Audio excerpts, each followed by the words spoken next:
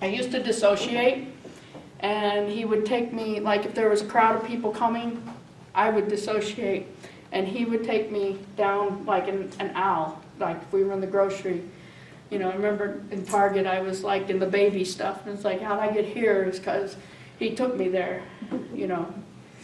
So he's, and he's my pal, so yeah. What else? Yeah. What do you do if somebody's not willing? To have Ozzy? No, to radically accept or to try these things. For me, it took years, you know. Somebody has to be willing to try. And as a therapist, we call it change talk. You know, trying to help the person realize where they are. If you don't mind, I'm just going to let Ozzy roam now. He seems to be. We call it change talk. You know, helping the person realize where they are. It's like you have to realize what the problem is, or that there is a problem, and that there is hope. Sometimes realizing that there is a problem is the first step. You know, things can just be so messed up. Some things can be so messed up that you don't know where it's coming and going, and to sit down and talk with a therapist and realize, okay, put things in a row. Okay, this is where I am. These are the things that are going on in my life, and try to come to some sense of self so that you realize, you know, where you're going to go then. You have to have a beginning. Does that make sense? It's like trying to get the horse to realize it's thirsty. Yeah. Thanks. Yeah. Can you appreciate the positive changes that have happened to you since you've come to terms with your mental illnesses? Do you feel good about how you're working through all these things? You know, it's great to have a mental illness. That sounds hard to believe, but it is. I know more about myself than any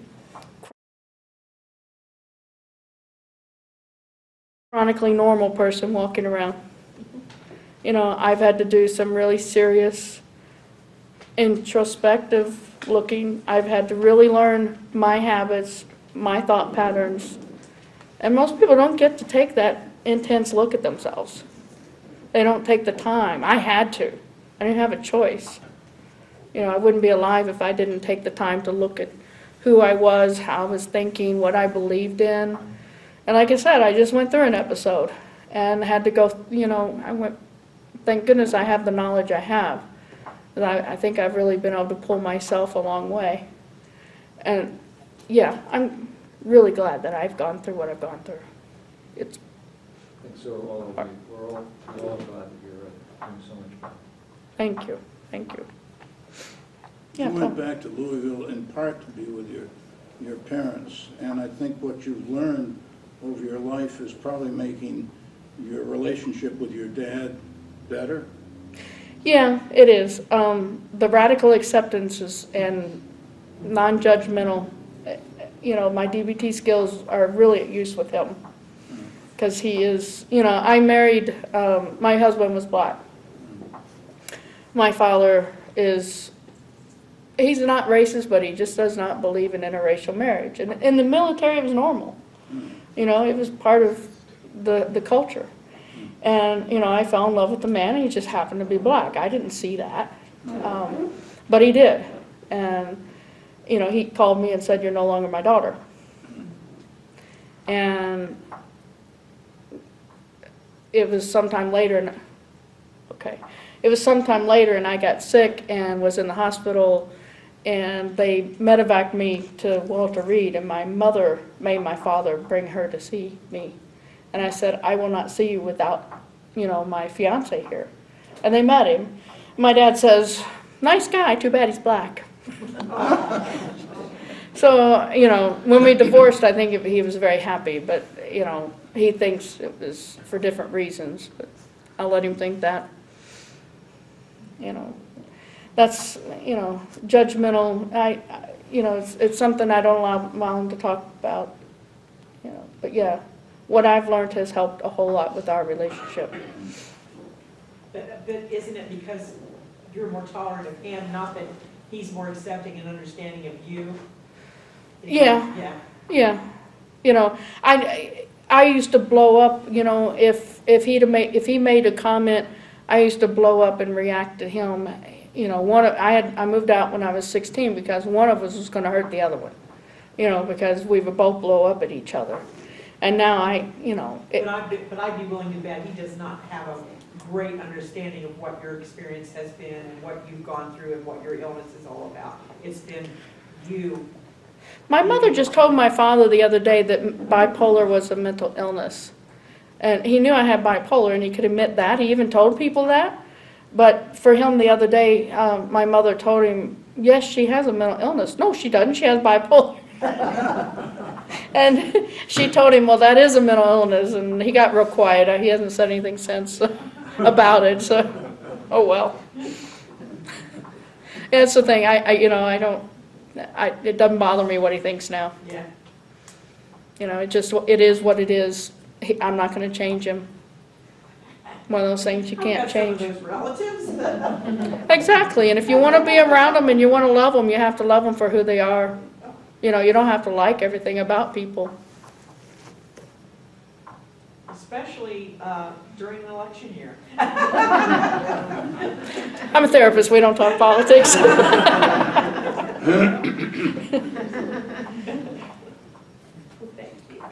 I hope this makes sense to you and gave you a little bit of enlightenment about who I am and how DBT has helped and helps every day. Is it getting more and more common to, like, where would my son go to get DBT therapy? Around here, you know? Well, is Hopewell offer it? Yeah. Oh, yeah, really? You know, the thing with the DBT, Years. Here in Athens, For years like, we've had or groups. Logan too? That I don't know. Yeah. you know, the thing with DBT is to try to find a program that has that third part, the phone calls. You know, or a therapist that will be willing to do the third part with you. You know, that's the hard part, because that's where you learn where to use the skills. Or they're not doing it right. Yeah, and you know, therapists get scared because people with borderline personality they're very hard to deal with. Yeah, well, they seem needy. They don't know they're needy. You know, they don't know how to regulate themselves. You know, they're not complete without you. You know, and to be able to learn to stand on your own and say, yeah, I can be complete without depending totally on somebody else. You work in a community mental health center? I do. I am a social worker, clinical social worker. I am, I went back to school and got my social work degree, and I am psychotherapist. I work with serious mental illness. That's great. And at your clinic, are you able to make those phone calls? No. Do you work privately or? No, I work for community mental health. Everybody I work with is on Medicaid, so everybody's very low income. And, you know, unfortunately, they don't allow us to do that, Right. you know. Right. Hopewell doesn't do that either, but we do have DBT programs. Yeah, you know, wherever the DBT program is taught, you know, to any way that's, you know, you can encourage them to help not just teach the skills, but how to use the skills. That's something I've always envisioned peer work doing. You know, I was a peer specialist for a while, and, you know, if you could get a peer support specialist who knows DBT to be the one that could, you know, give some insight to how to use the skills, that's something I have always had in the back of my mind, but, you know. I've always, the provider community has a lot of prejudice against people with borderline personality, probably because it's not something you just throw a pill at. Right. And Borderline personality disorder, you know, from what we've been taught, as you know, that it is not a biological illness. It's a attachment disorder. You know, yeah, there's usually some biological mental illness that goes with it, like bipolar or depression or something, but it's usually a attachment disorder. And so, you know, there are no pills. There are no, you know, you can't just throw an antidepressant. You can't just throw Klonopin or you know, lithium or something at someone.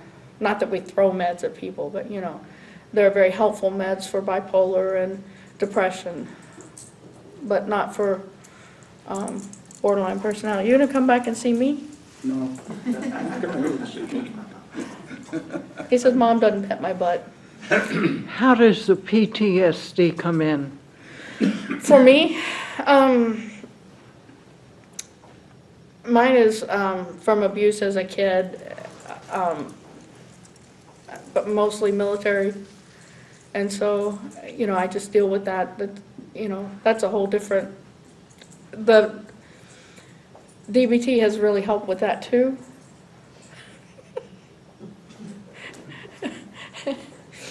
Yeah. Have you figured out how the music piece fits in with your other parts of your life? What, my music? Your music background and the fact that you obviously have talent in that area, but how does it kind of like just come in together with the rest of the things that you experience in your life now? You know, the one thing I think, if I didn't have a mental illness, I would have been a very good professional musician, because I'm good, you know, I will say that. But I didn't have the confidence that it takes to play professionally. You know, I play a lot now, and I love to play, but I still have that, I don't have that edge that I think I would have had if I didn't have the mental illness. Yeah. But I love music. It's gotten me through my whole life. It took me through college. It took me into the Army. It brought me back to Columbia. It brought me back, you know, now in Louisville I'm starting to get established. So it's just part of me. You know, I don't know if that's the bipolar creative gene or whatever. What kind of music? I'm a trumpet player, so I play all kinds of stuff. Everything from big band to classic, jazz. Right now I'm in concert bands and a brass band.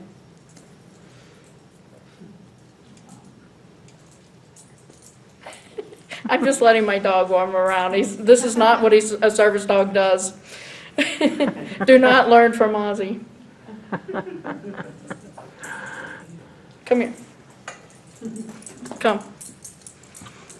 Sit. Thank you. Good job, Ozzy. Anything else? Did I take up enough time? That was great. Okay. That was fabulous. Do you do a lot of these lectures and workshops? You know, I used to before I started working. Since I've been working, that's all I do. I work and I play my music, and I do as much as I can with NAMI. NAMI Louisville's not real active. I am doing a connection training this weekend, so that's a good thing to do. I always go to the national conferences. If you have never been, go. It's awesome. I've seen Ozzy there leading you around. Yes, he leads me around.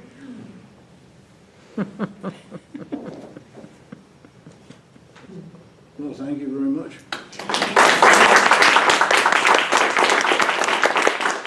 Thanks. Fabulous. Thanks. Hope I took up enough time. Yeah, I hope it made sense. Glad I can make a PowerPoint real quick.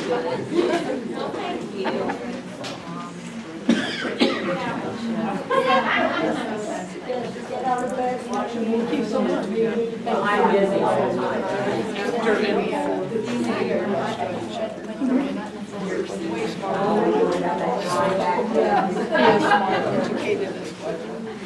He's smart.